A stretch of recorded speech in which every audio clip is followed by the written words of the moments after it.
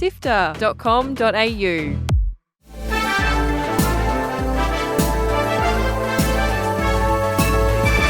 Hi, I'm Fiona Bartholomaeus. And I'm Kyle Pauletto. Welcome to Walkthrough SIFTER's weekly recap on the biggest news in video games. This week, Microsoft makes a big surprise change to its Activision Blizzard deal, Overwatch 2 developers respond to Steam review bombing, and beloved Mario voice actor Charles Martinet retires from the role after 30 years. Here is the news for Sunday, 27th of August. Let's go!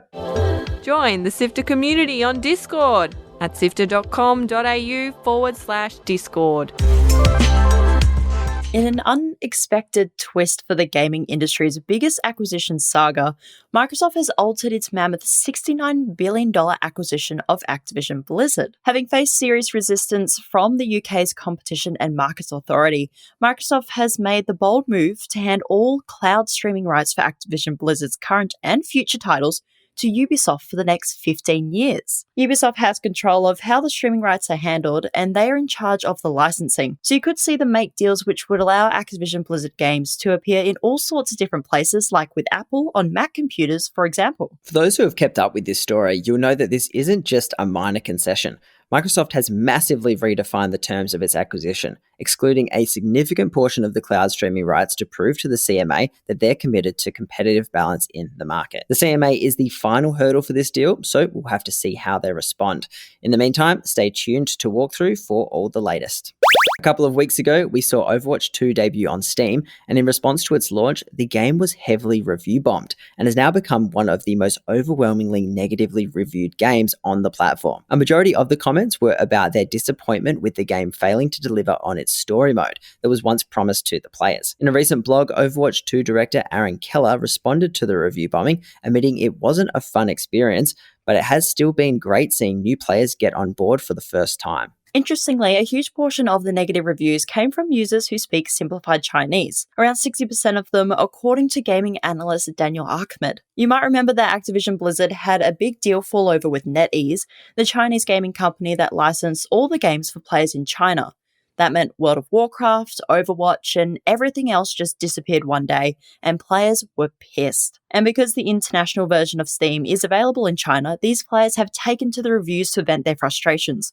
We'll link this analysis in the show notes. Charles Martinet, the iconic Mario voice actor since the mid-90s, is retiring from the role, with Nintendo announcing that Martinet would no longer be voicing Mario, Luigi, Wario, or Waluigi. Thankfully, Martinet isn't departing from the world of Mario completely. Nintendo has hired him as the new Mario ambassador, a role that'll have him traveling the world promoting Mario and interacting with fans. So to a man whose wahoos and yahas formed core memories for us all, we say thank you and good luck. Well, that actually brings us to our next story, Fee, because the crazy thing is some fans called this before the official announcement came. Back in June, a flurry of speculation spread across the net, with superfans saying they thought the voice actors in the new Super Mario Wonder trailer sounded a bit odd.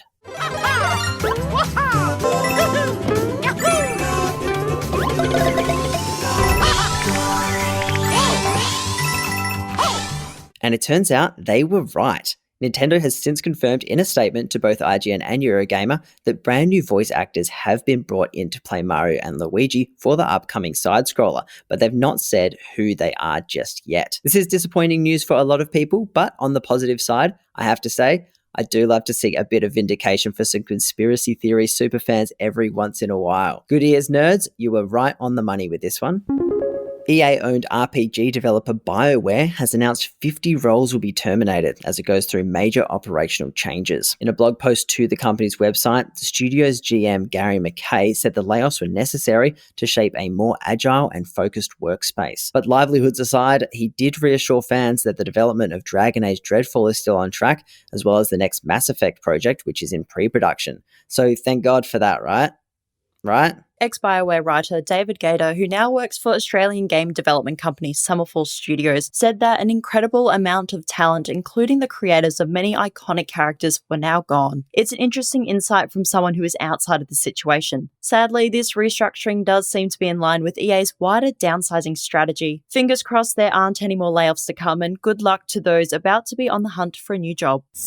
This week, Gamescom held their open night in Germany, and there are a stack of new and upcoming games. Age of Empires returns with Age of Empires 4 Anniversary Edition. Control your armies with fantastic graphics as the famous real-time strategy game releases for the first time on Xbox consoles, plus it's available on Game Pass. Alan Wake 2, the upcoming survival horror game by Remedy Entertainment, takes place in The Dark Place, a dream reality that's created from Alan's mind.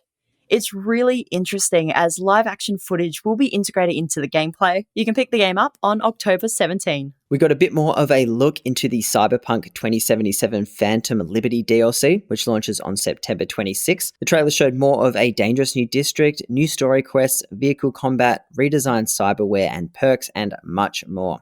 CD Projekt Red also revealed the base game will get a 2.0 update alongside the DLC, and this will be available for everyone. Dustborn is a new game from indie studio Red Thread Games that features graphic novel style art as you and your friends take a road trip of sorts through a dystopian America. Keep an eye out for this one when it lands early next year. And Little Nightmares 3 got an announcement trailer this week, and it looks just as spooky and tense as the last games, but this one looks to be co-op. No official release date as of yet, but that one also lands sometime next year. There were so many other games that got trailers and reveals. Check them all out in our show notes below.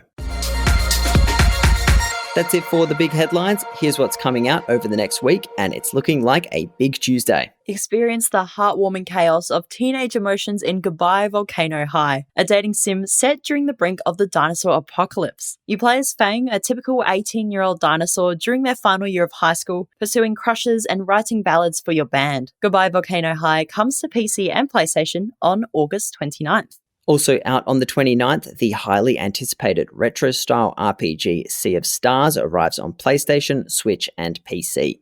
It's got some gorgeous top-shelf pixel art along with classic turn-based gameplay, and it looks like the sort of game you wished you could play back on the SNES. Dive deep into the techno-futuristic 1970s North Sea in Under the Waves.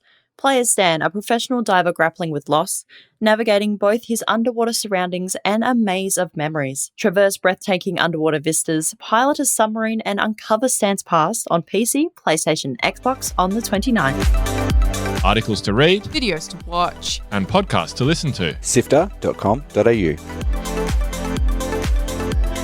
This has been Walkthrough by SIFTER. My name is Kyle Pauletto. And my name is Fiona Bartholomaeus. Thank you so much for listening. We know you love our podcast, so why not become a monthly backer on Ko-Fi? Your support lets us keep making our shows, so why not show the love and sign up to be a monthly backer? It's easy. Head to sifter.com.au/support, where support starts from just $1 a month. That address again is sifter.com.au/support. SIFTER is produced by myself, Kyle Pauletto, Adam Christou, Daniel Ang, and Chris Button. Mitch Lowe is senior producer who edited this episode, and Gianni Giovanni is our script editor and SIFTER's executive producer. Thanks to Brian Fairbanks from Salty Dog Sounds for composing the Walkthrough theme tune, and thanks to Audio Technica Australia for their support of SIFTER's podcasts. Thanks again for listening. We'll be back with more news next Sunday.